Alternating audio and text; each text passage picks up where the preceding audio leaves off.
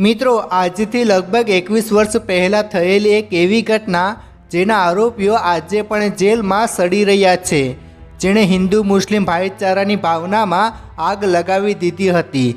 જી હા મિત્રો, અમે વાત કરી રહ્યા છીએ વર્ષ 2002માં થયેલા ગોધરા કાંડની। મિત્રો 27 ફેબ્રુઆરી ગુજરાતના ઇતિહાસનો એક કાળો અધ્યાય છે। તે દિવસે આ ઘટના બની હતી। આ ઘટના બાદ સમગ્ર રાજ્યમાં કોમી રમખાણો ફેલાઈ ગયા હતા, જેમાં આશરે 1000થી વધુ લોકોએ જીવ ગુમાવ્યા હતા।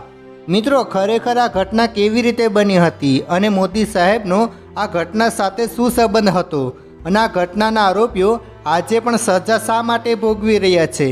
મતલબ કે આ કેસ અંગે હજુ પણ નિર્ણય કેમ નથી આવ્યો? મિત્રો તમે પણ જાણવા માગો છો ને? તો ધ્યાનથી આ વિડીયો અંત સુધી જરૂર જુઓ। શરૂઆત કરીએ તે પહેલાં એક લાઈક જરૂર કરજો। મિત્રો ફેબ્રુઆરી 2002માં વિશ્વ હિન્દુ પરિષદ દ્વારા અયોધ્યા ખાતે પૂર્ણાહુતિ મહાયજ્ઞનું આયોજન કરવામાં આવી રહ્યું હતું। દેશના ખૂણે ખૂણેથી મોટી સંખ્યામાં શ્રદ્ધાળુઓ ત્યાં પહોંચ્યા હતા। 25 ફેબ્રુઆરી 2002ના રોજ લગભગ 1700 યાત્રાળુઓ અને કાર સેવકો અમદાવાદ જતી સાબરમતી એક્સપ્રેસમાં સવાર થયા। આ ટ્રેન 27 ફેબ્રુઆરી સવારે 7:43 ગોધરા સ્ટેશન પર પહોંચી હતી। કહેવાય છે કે ટ્રેન ઉપડવાની તૈયારીમાં જ હતી, પરંતુ ચેન પુલિંગને કારણે ટ્રેન ફરી થંભી ગઈ હતી। પરંતુ જોતજોતામાં કેટલાક ટોળાઓ ટ્રેન પાસે આવ્યા અને પૂરી ટ્રેનમાં આગ ચાંપી દીધી। આ ઘટનામાં અયોધ્યાથી પાછા ફરી રહેલા S6 કોચમાં બેઠેલા 59 લોકોના મોત થયા હતા। જે બાદ સમગ્ર ગુજરાતમાં દંગા ફાટી નીકળ્યા હતા। ચારે બાજુ હાહાકાર મચી ગયો હતો। આ ઘટનાને લઈને લાંબી તપાસ ચાલી હતી। અંતે રિપોર્ટ મુજબ આ ઘટનાનું પહેલાંથી જ ષડયંત્ર રચવાનું સામે આવ્યું હતું। મિત્રો ગોધરાની આ ઘટનામાં લગભગ 1500 લોકો સામે FIR નોંધવામાં આવી હતી અને આ ઘટના બાદ સમગ્ર ગુજરાતમાં હિંસા ફાટી નીકળી હતી અને જાનમાલનું ભારે નુકસાન થયું હતું। સ્થિતિ એટલી ગંભીર બની ગઈ હતી કે તત્કાલીન વડાપ્રધાન અટલ બિહારી વાજપેયી દ્વારા જનતાને શાંતિ જાળવવા અપીલ કરવામાં આવી હતી। મિત્રો સત્તાવાર આંકડા અનુસાર આ રમખાણોમાં લગભગ 1044 લોકોના મોત થયા હતા, જેમાં 790 મુસ્લિમ અને 556 હિન્દુ હતા।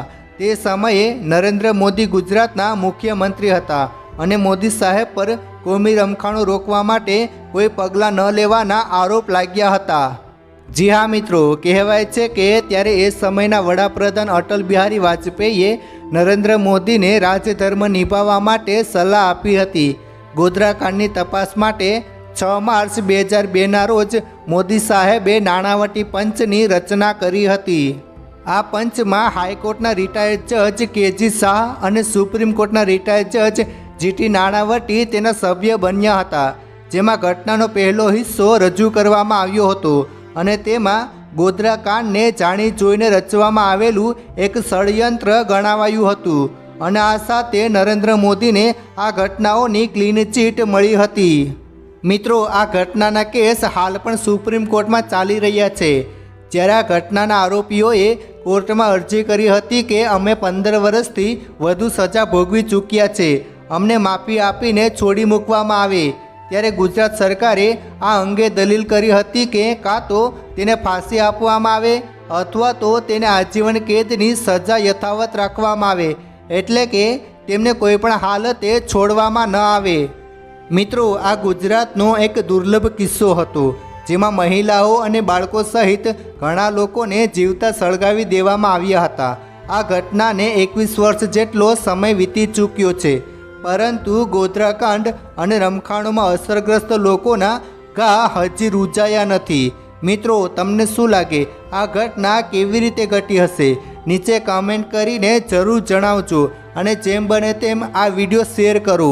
ધન્યવાદ।